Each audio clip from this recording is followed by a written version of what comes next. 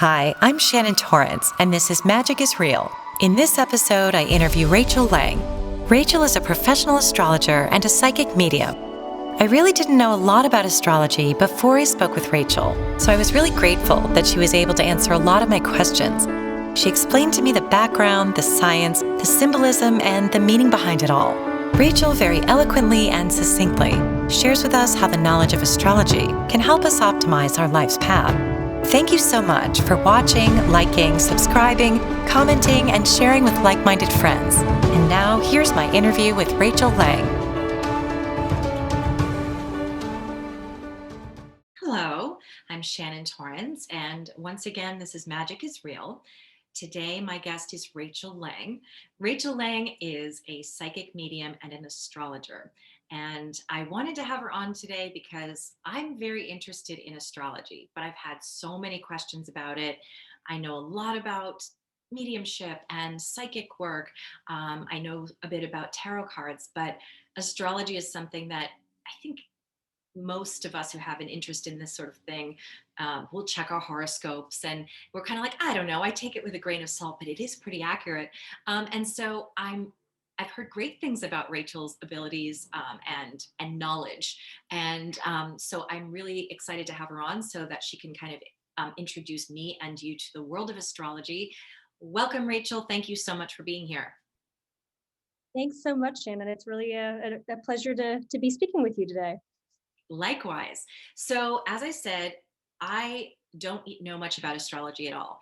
I would love to start off by first having you just explain what services you provide. What is it that you do? Yeah, great question. So I'm still trying to figure that out sometimes. You know how it is when you're led by spirit. It Mhm. changes from day to day. Yeah, but what I do is I'm an astrologer. That's the main hat that I wear, and I'm also a psychic medium. So I often combine both of those skills in a session. So usually, like I can do just astrological charts for people and look at how to time certain events that are happening in your life and look at some of the bigger themes that are up. And then I also have sessions where it's really just psychic mediumship, where I kind of put the chart away and just work with spirit or work with psychic information. And then sometimes I merge the two in a session where I'll be, this often happens, I'm sure, as you know, working with spirit, is I'll be looking at a chart and I'll be in the middle of the session, and then all of a sudden, like some kind of electronic thing will happen or the phone will cut out, and it's like, okay, spirit, you're getting my attention. Yeah. So Yeah. then I kind of that's when I kind of integrate the two. Yeah. Right.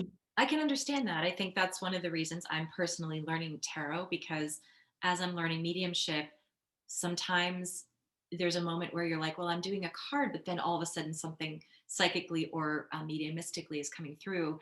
So I love that there's a partnership between these different, I don't know if they're called modalities, but yeah. And so what I want to know first is kind of all about you, whatever you're willing to share about yourself personally, because I'm really interested in what leads people to this work in the first place.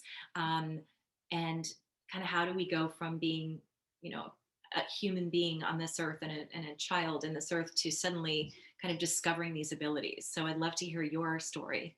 Sure. Well, I grew up in a very in a Christian, a really like kind of an evangelical Christian, even though we were Catholic. There's a branch of Catholicism. It's a really small kind of like sort of underground part of the Catholic Church that is evangelical. And so I grew up, and we did a lot of of of kind of Holy Spirit Catholicism. So in that tradition, it was really encouraged to talk to angels and to like my parents never shut it down whenever I would have these mystical experiences. And then I discovered astrology at around 14 years old, and that changed everything. Then I started really getting into the symbolism of astrology and understood how it intersected with the symbolism of tarot, and how I could use that symbolism in mediumship and spirit communication, and how there were these universal principles, harmonics, which underlies music and math, sacred geometry. And so I started to see the world in a very different way. And, it was never going to be a career because this was back in the early 90s when like or the mid 90s when we that just wasn't a profession that you aspire to.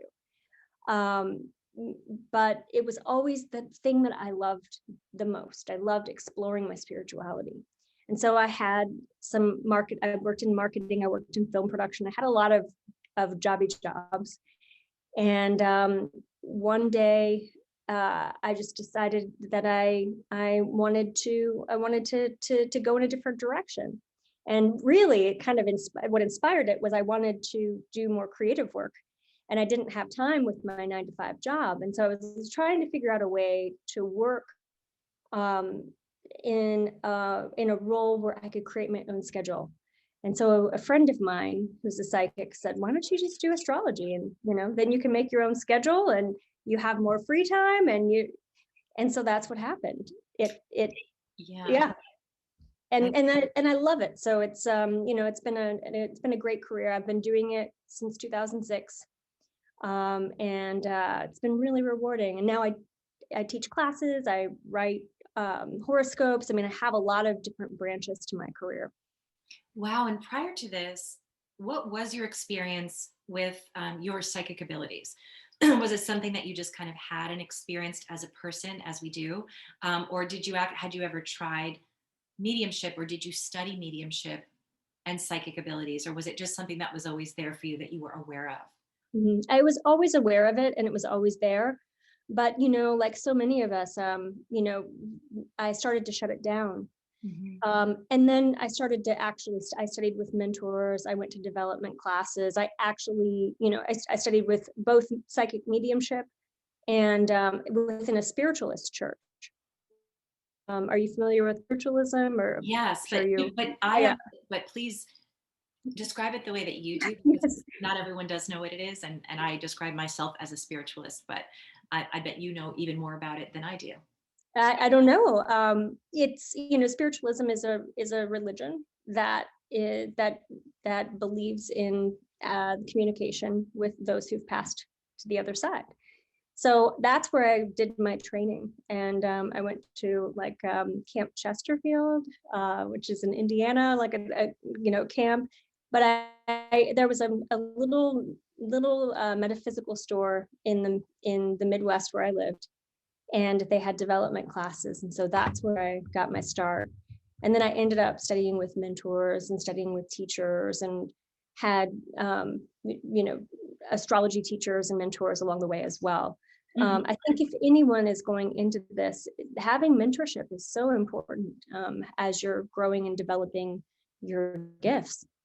Absolutely. I think even the people who have the strongest abilities out of the gate, who aren't even trying, but they see dead people when they're little, and they're real, born to be mediums. It's really helpful to help them learn, how do you channel this and what exactly is going on, so I know how to use this to be of service to spirit and the human race, and know what's actually happening, and also learn to interpret the language of spirit, because it's such a game of charades, and you don't always know, well, why are they showing me this, and that sort of thing. So what I find really interesting about astrology, and I think I understand more about it now, is that I always wondered, how do we know, um, how did humans figure out the patterns? I mean, yes, females menstruate with the moon cycles, and that's something that's like, and math, like you said, sacred geometry and that sort of thing, music, patterns, and that stuff explains it.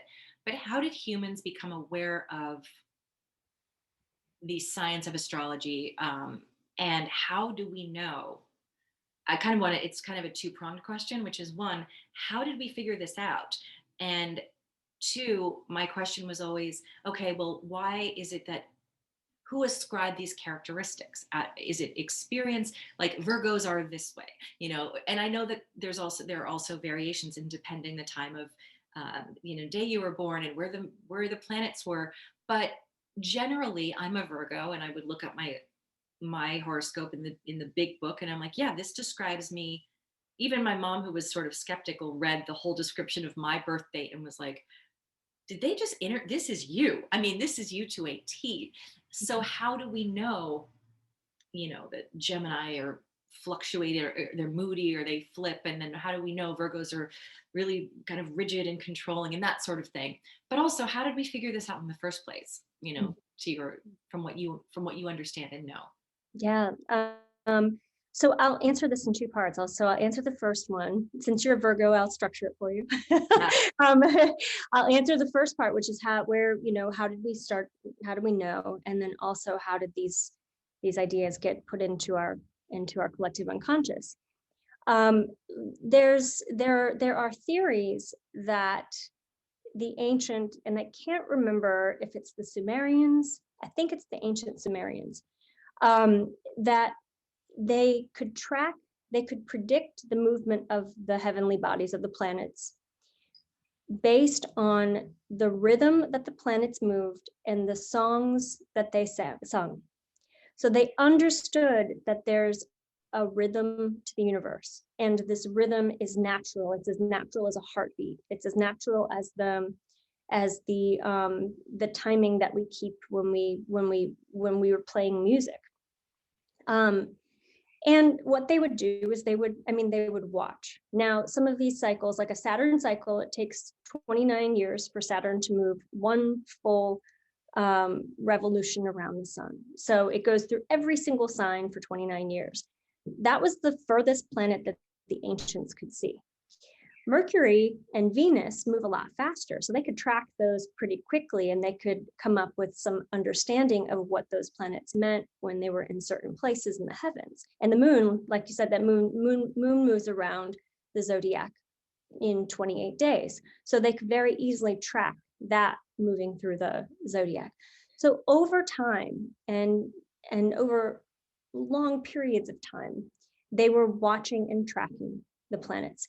So, astrology is scientific in a similar way that psychology is scientific, in that it is based on observation, case study, and actually astrology predates astronomy. So there was people who were studying the stars and really observing the planetary movements, were interested. It's almost like it crossed into science, where we disconnected the planets and the movement of the heavenly bodies from human behavior and what was happening on Earth.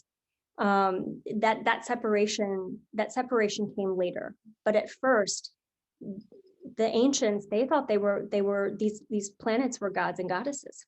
And so this is how it all kind of translates into, where do we find meaning? We're mythological creatures, and this is our history, this is our lineage, this is our ancestry. And so each one of these planets has a mythological character associated with it, a god or a goddess. And story and metaphor and symbol have so many different layers of meaning.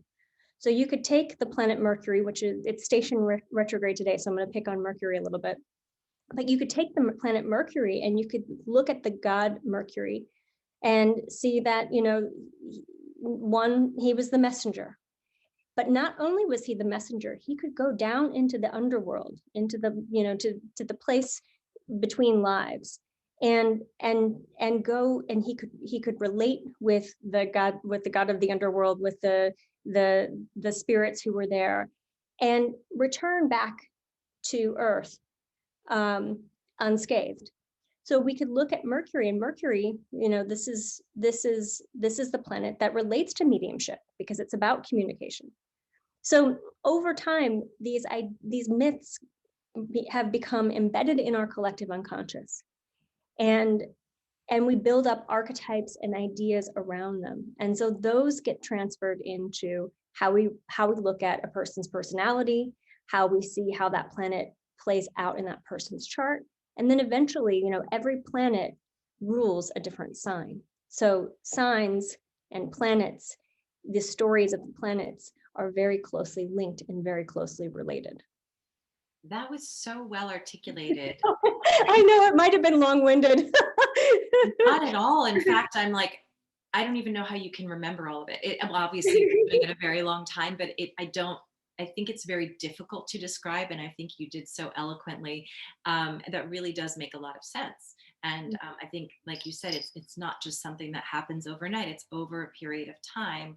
People detect patterns and they see that there are consistencies and that sort of thing. But also, I found it really interesting about the mythology of it, which I didn't. People didn't. They had mythology because they still lacked a lot of information, and that was the way of that was their way of understanding it, which is really great. And so, when you are doing a reading, um, I know this is kind of it's kind of a obviously I don't expect you to teach us how to do it, but when somebody comes to you and they show you what is it that you need from them in order to do a reading. So you need to know obviously their birth date, Mhm, time of birth, mhm. and what is it that you look at, Yeah, and what sort of markers are you looking for, um, and what messages are you looking for within that chart? yeah, great question.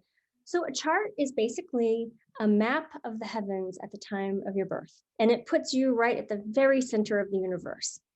And each one of the planets and stars and asteroids, because you can map out, you can put all of those different space aspects, space components into a chart.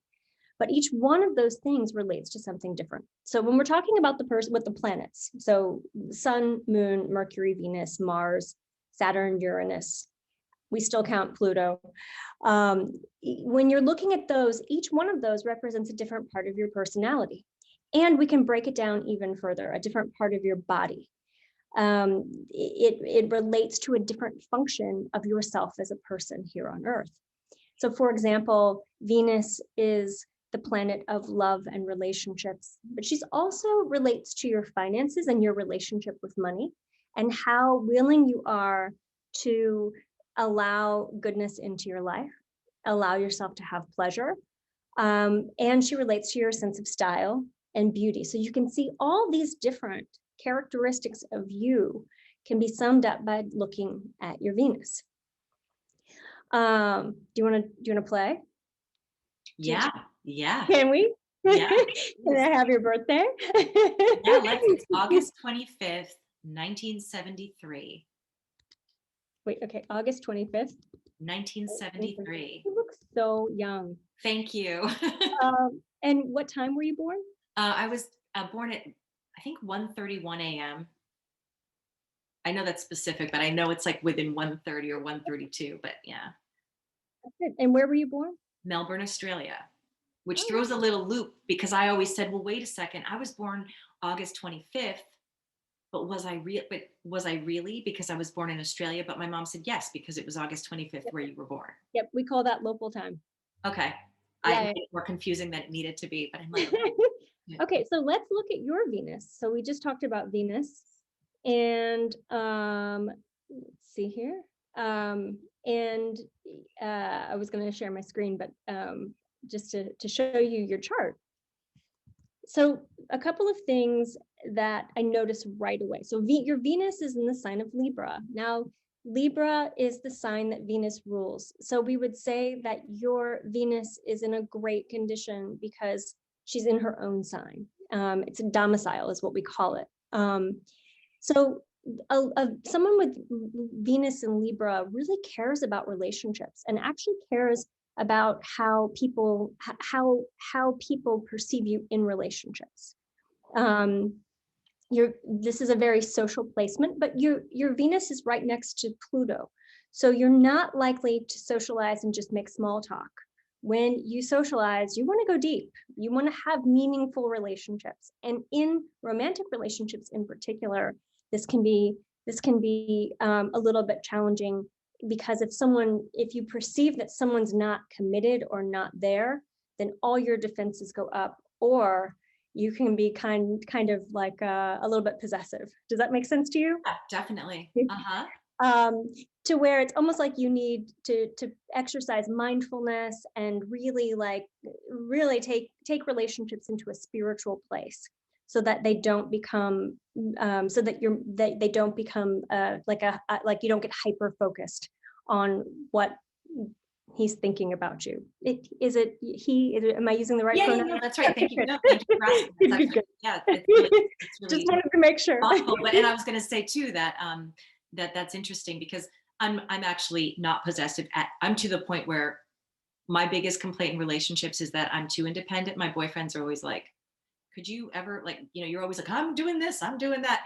But when somebody isn't completely, in the past, when I've dated people that were more unavailable or not connected, I felt the jealousy and the like needing to connect kind of thing really strongly. Mhm. So that doesn't, in my healthy relationships, I'm not like that at all.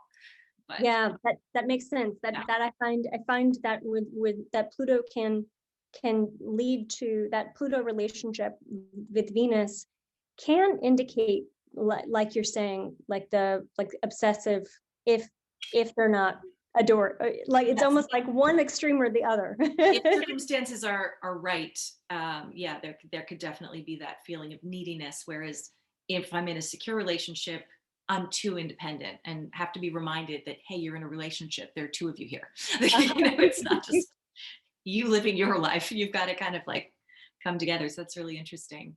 Yeah, yeah. It's but I would say that overall, like it's a minor thing, that wouldn't be like, because your Venus is really in such a great condition, that actually relationships are going to be a focal point for you, just because of other factors that I'm seeing in your chart.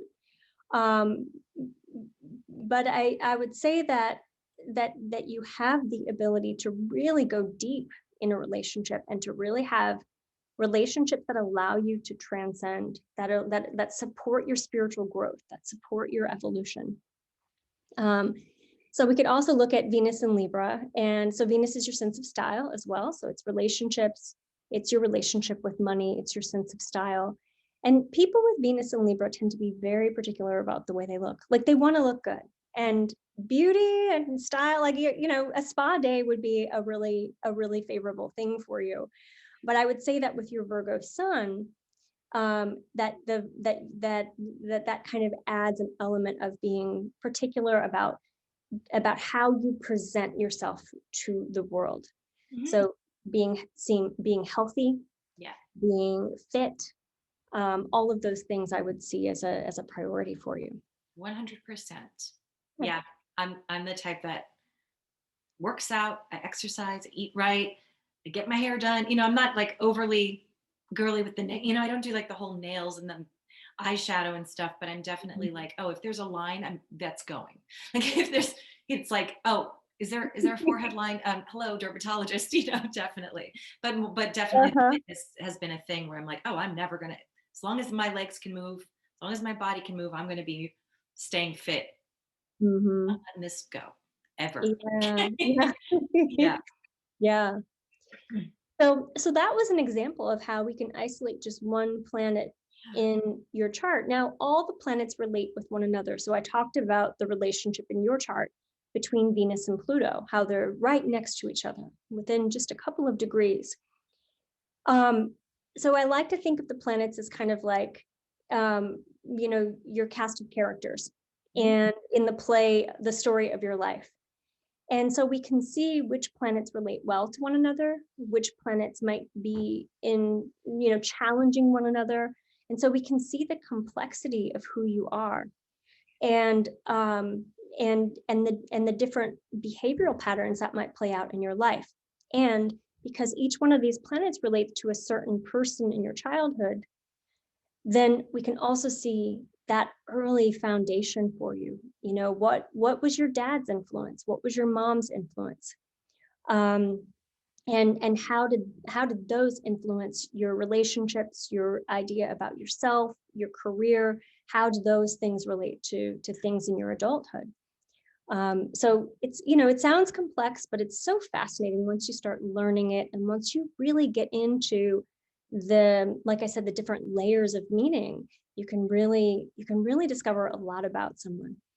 Yeah, that leads me to another question, which is why do people seek out astrology readings from your perspective, what is it that can be gained by having an astrology reading, and what you do specifically, even whether it's psychic mediumship, but specifically in your work as an astrologer, um, how can being aware of your the details of your chart help you in your life?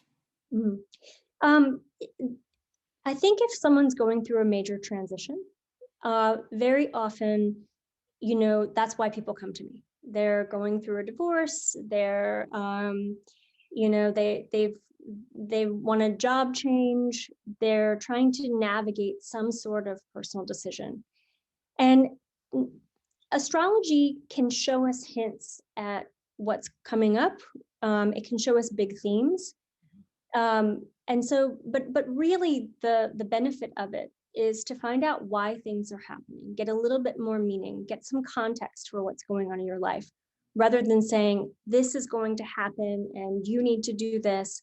It's really, hey, your Venus is there are some outer planets that are activating your Venus. This is a really interesting time for you in terms of relationships, and here are some ways to navigate possible decisions that might be coming up.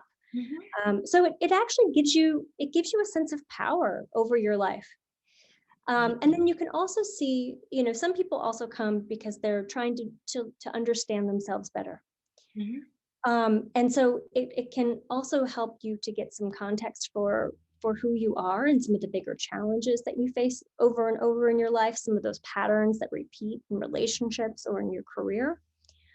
So astrology can help with all of those things, in addition to timing things. So if you're starting a business, if you're wanting to have a baby, if you are planning a wedding, wanting to throw a birthday party for yourself, we can optimize the planetary cycles to make those endeavors as successful as possible. So you're kind of like surfing on the right wave.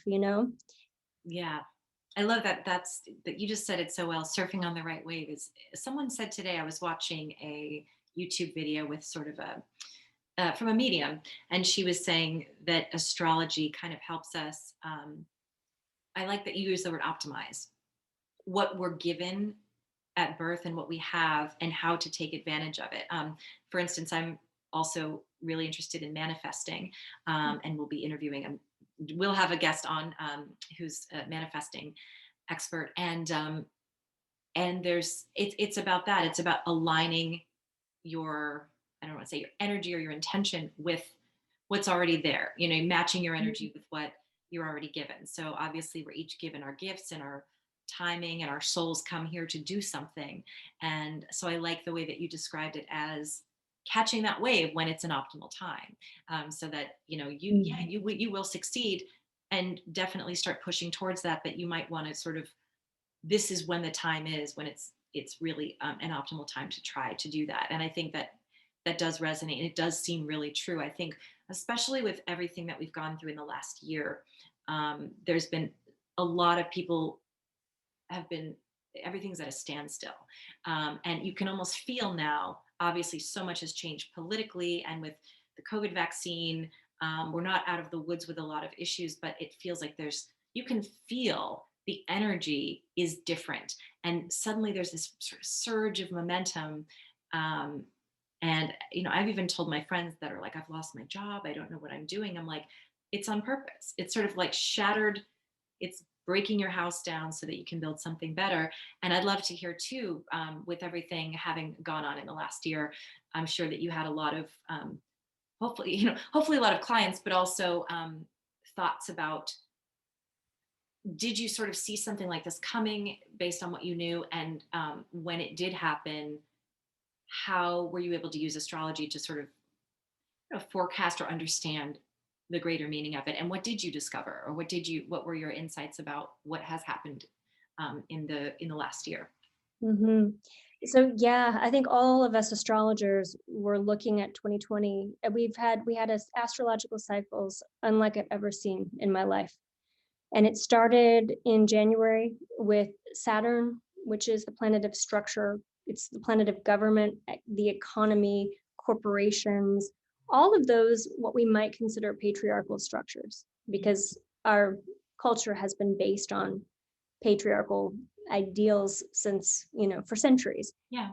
And so Capricorn, or Saturn, has been in its own sign of, was in its own sign of Capricorn, and Saturn met up with Pluto. Pluto is the planet that inspires transformation, but often it breaks things down in order for us to build things up. And so that kicked off January, and there was an eclipse right there in Capricorn, and Jupiter was in Cap. It was like so much happening all at one time. It was like an explosion of astrological activity. And so it started a new cycle between those two. Now, we also had two other big cycles happening in 2020 with Pluto and Jupiter, and then the great conjunction in December, which everybody was out looking at because it looked like the Star of Bethlehem, which is Saturn and Jupiter coming together. So we had three big cycles beginning. And when outer planet cycles start, their outer planets move slowly, so they tend to make big differences, big impact, because they're leading to societal change that evolves over time.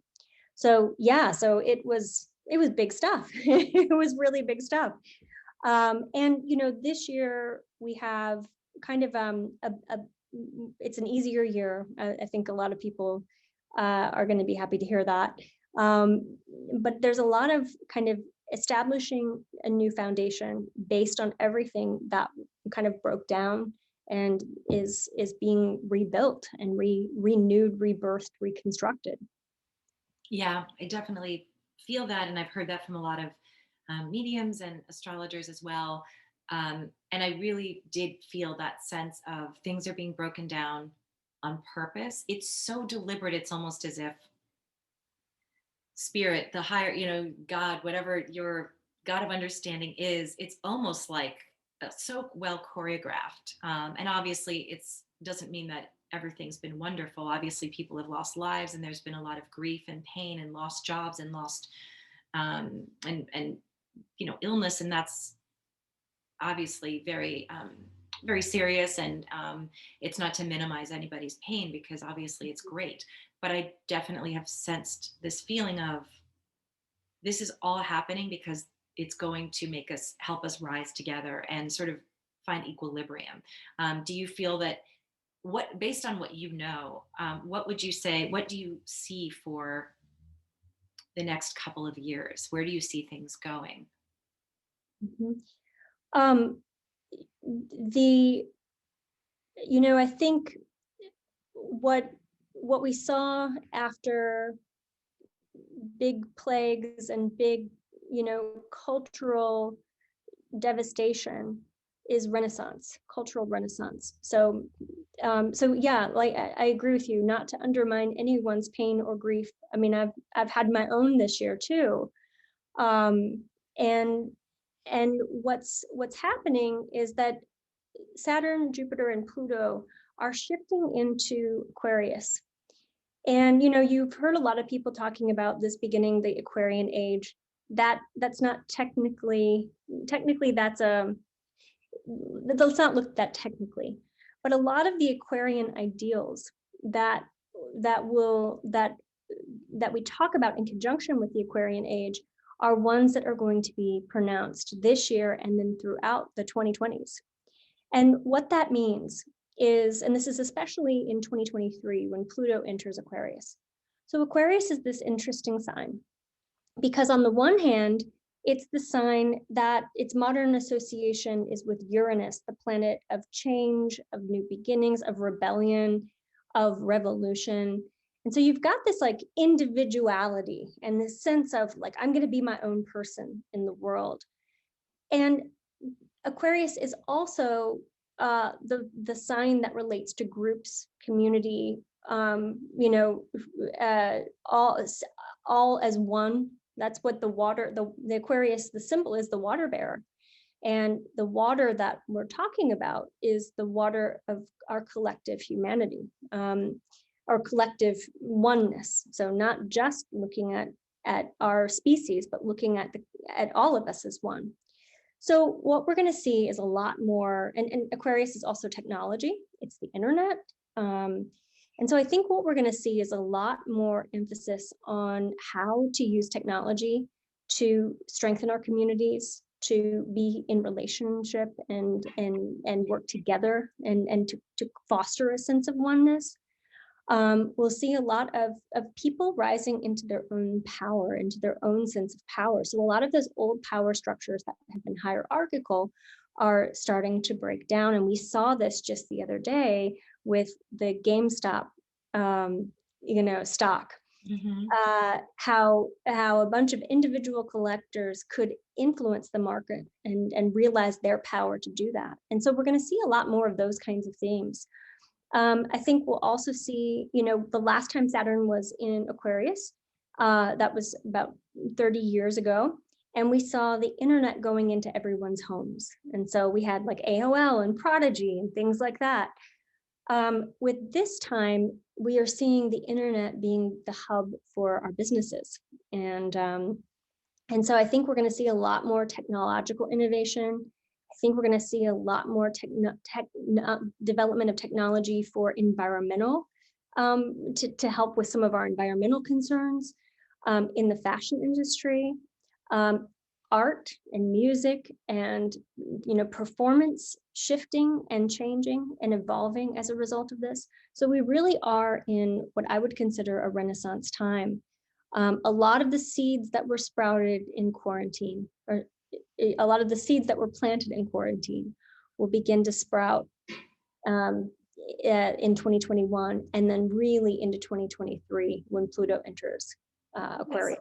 that feels about right. And that's really interesting. Thank you so much. I feel that as we've had to change the way that we do things, we've become well, we're always innovative, and we find better ways of doing things, like, oh, maybe we can work from home. And yes, I think it's great that people are social and they're around people and we don't isolate. But what a beautiful thing this is, that we're able to have a conversation via Zoom, and I'm able to put this up and able to edit it and share it with the world. And I know I've been taking a ton of Zoom classes and sitting in webinars and even meditation circles and mediumship circles, that, yeah, it would be nice to sit in a living room with a bunch of people and have that connection. But it's actually sort of given me personally more time to focus on things, passion projects, because it's like, well, work is kind of slow right now. And rather than just sit around and lament, what have I always wanted to do? Like, I'm learning Spanish, started a YouTube channel, um, to learn how to become a medium. And I see that my friends doing that too, really working on projects they've put off, or developing new skills, or even just something as simple as learning to bake bread. And I think that coming out of this, we're all going to be so, it's sort of a beautiful thing that we can come out of this and say, well, with all the skills that I acquired during this time, and figured out how can I reach out to people without leaving the house. And you realize that, yes, we should leave the house and we need to hug one another and join together and have community. But what a beautiful thing that now we know that there's so many ways of learning new skills, of getting our voices heard, of creating. And I mean, I'm a YouTube junkie. I watch people's channels and I start to feel like they're celebrities to me. They're like people that, I know. And I hope that I hope that coming out of this, obviously people have been through grief and there's been a lot of darkness. I hope coming out of this, it's going to be I feel it, a renaissance for sure, where not only that, we're going to be 10 times more appreciative and grateful for the times that we do get to be in a room together and someone gets to play music for a live crowd again, and that sort of thing. So that's exciting and validating to hear from you as well. And so I would also love to hear what projects you're working on, where people can. Well, I will post links below, but tell us, what are what you're teaching, what you're writing, what you're exhibiting, so that we can follow you and support you in your endeavors, and also learn a lot from you. Great, thank you. So I teach astrology classes, and I actually have a basic astrology class, which is just really like, I keep it small, keep my classes small, and we really look at your charts. And so that's starting in March. And then I just finished writing a book on magic and how to work with magic in your everyday life. And it talks a lot about, reclaiming your personal power and why it's so important at this time.